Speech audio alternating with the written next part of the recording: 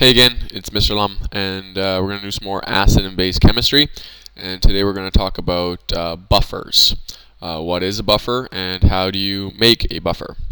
Well, a buffer is a solution that contains significant amounts of a weak acid and its conjugate base. Okay, so that's how you make a buffer. So what we have right here is a weak acid, HF, plus F minus.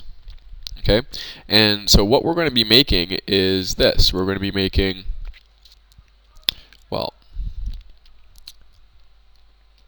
HF, and not quite what it sounds like, but it's this is what we're actually doing. We have an equilibrium reaction, and we're adding in HF, and we're adding in F. Remember, Na is a spectator, so we can pretty much ignore that.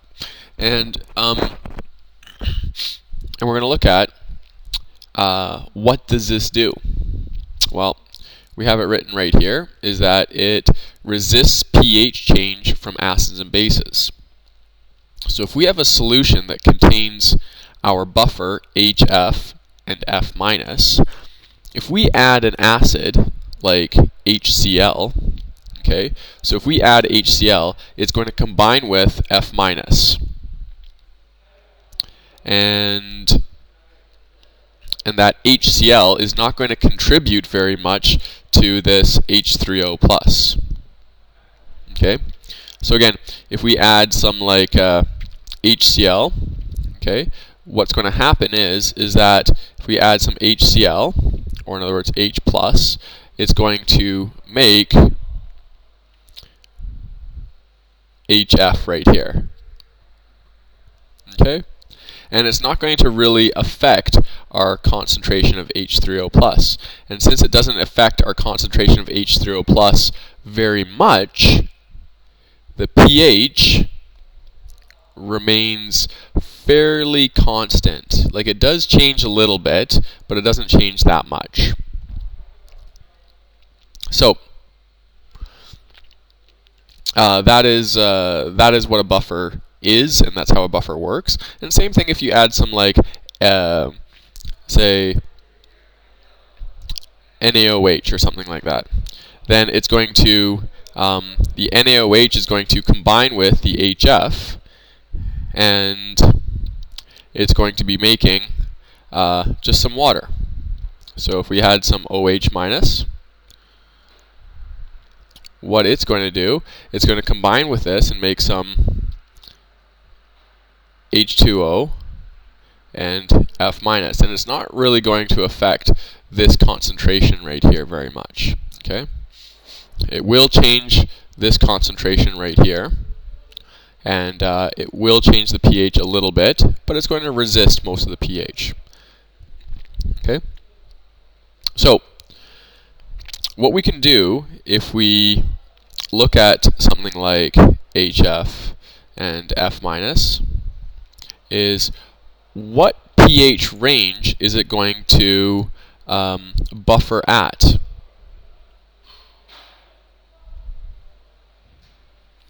Okay, and the pH range that it's going to buffer at is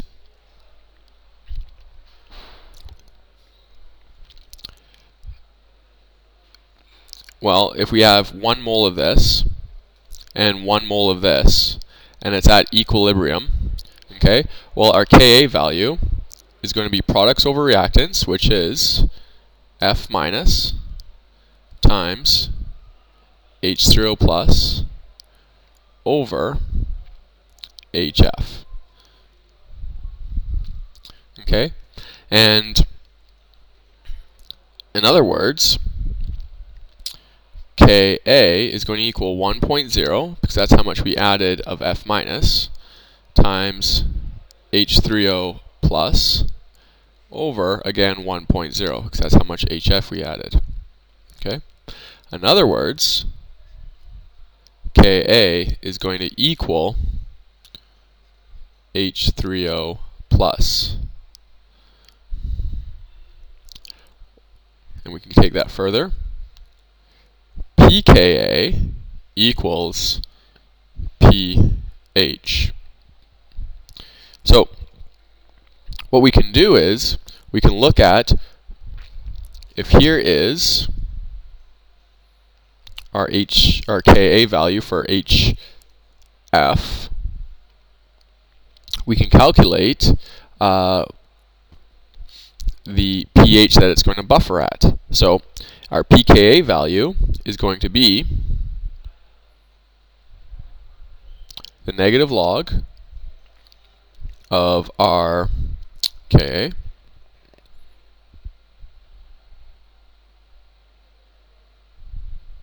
(3.5 times 10 to the minus 4), same as this number, and we find that pKa equals 3.46. Okay, or in other words, that is the pH that this is going to buffer at.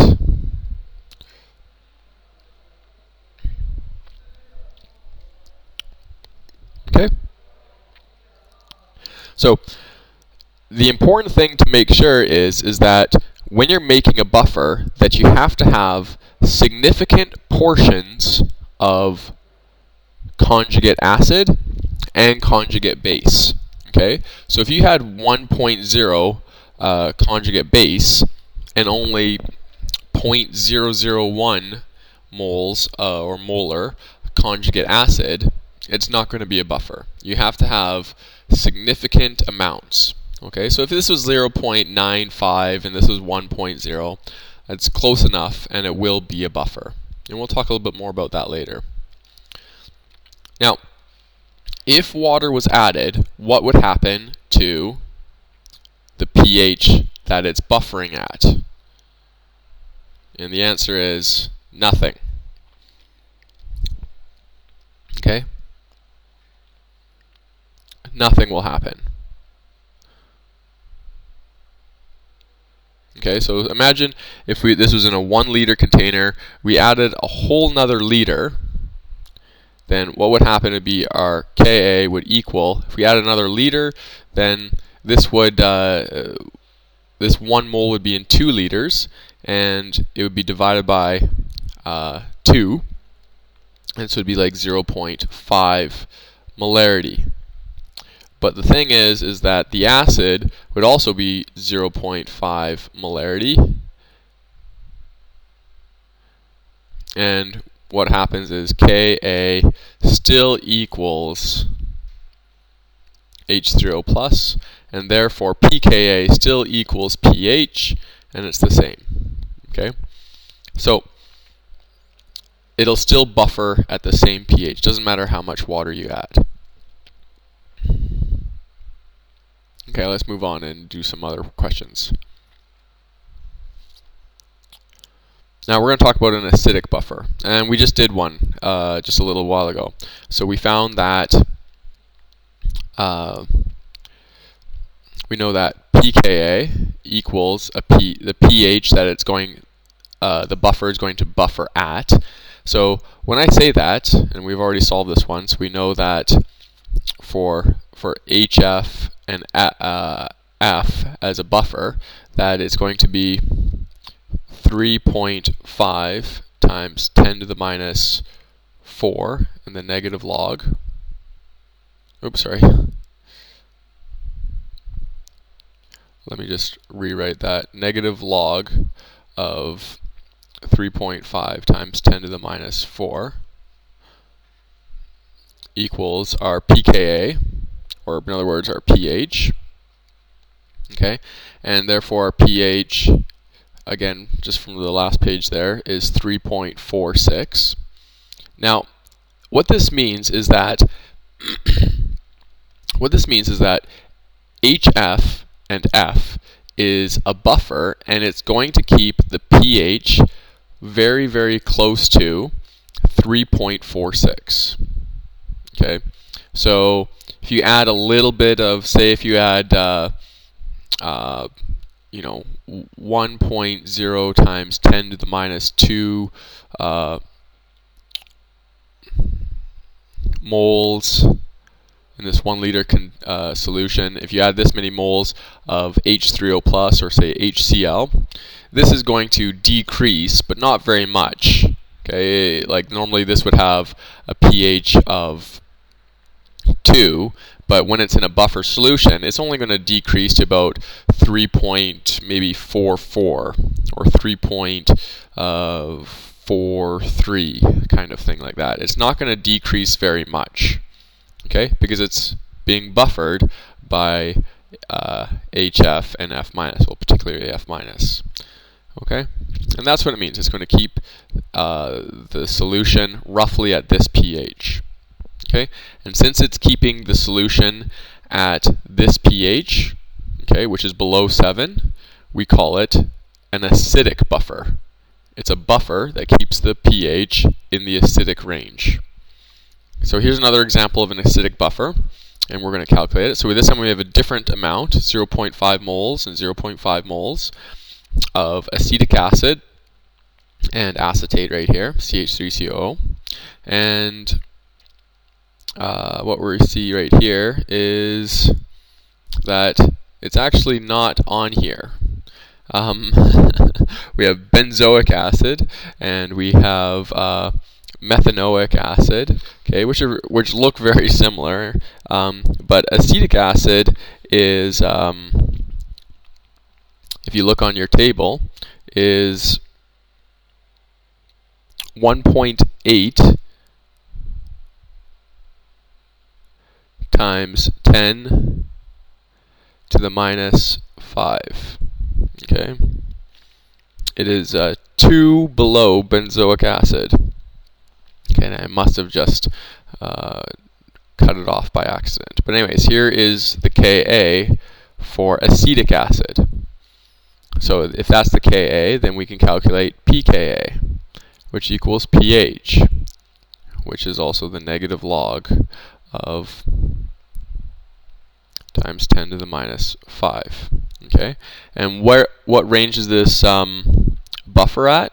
Well, it buffers about at 4.74,